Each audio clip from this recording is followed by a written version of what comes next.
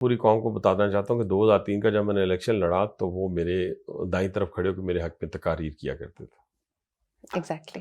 اور دوسری بات یہ ہے کہ پھر وہ ان کا ایک کیس آیا جس کیس کے اوپر میں نے انیشیٹو لیا فارن فنڈنگ والا. اس کے بعد میرے ان کے اختلافات شروع ہو گئے اور اس کے بعد وہ میرے خلاف الیکشن لڑنے آ گئے اور اس میں پھر ان کو پریپیئر کیا گیا کیونکہ شیخ صاحب کے بارے میں سب کا یہ خیال تھا کہ یہ اس کو نہیں ہرا سکتا تو چلے اس کو لے آئے.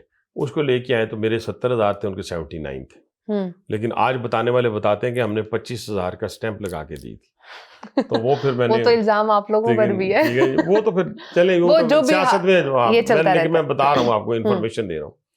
اور اس کے بعد پھر ہماری آپس کی اختلافات کی بات آپ کے سامنے ہے. لیکن اگر وہ پولیٹیکل رہتے اختلافات تو بہتر تھا. پھر وہ ذاتیات تک چیزیں چلی گئی. تو میں سمجھتا ہوں کہ آج کل کے دور میں یا میں نے جو پایا ان کو کہ اوپر والی چیز سے وہ بالکل فارغ ہے, جسے دماغ کہتے ہیں. اس کے لیے سیاست کے اندر دماغ چاہیے ہوتا ہے. دیکھیں نا اس ملک کے اندر جو ذوالفقار علی بھٹو تھے ان کو پھانسی دی گئی. ان کے بیوی کے ایک بھائی کو دیار غیر میں مار دیا گیا, ایک کو ان کی حکومت میں مار دیا گیا.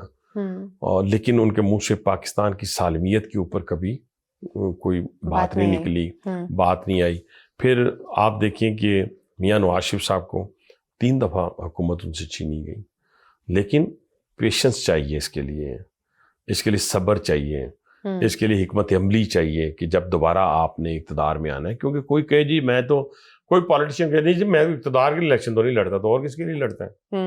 اسی کے لیے لڑا جاتا ہے, ٹھیک ہے, تاکہ آ کے لوگوں کو پاور اور اس کے بعد ڈیلیور کیا جائے. صرف پاور نہیں, پاور لے کے صرف کیا کریں گے, ٹھیک ہے نا, یا آپ امپلیمنٹیشن کرا سکیں, آپ کے پاس اتھارٹی ہو. تو یہ ساری چیزیں مل ملا کے.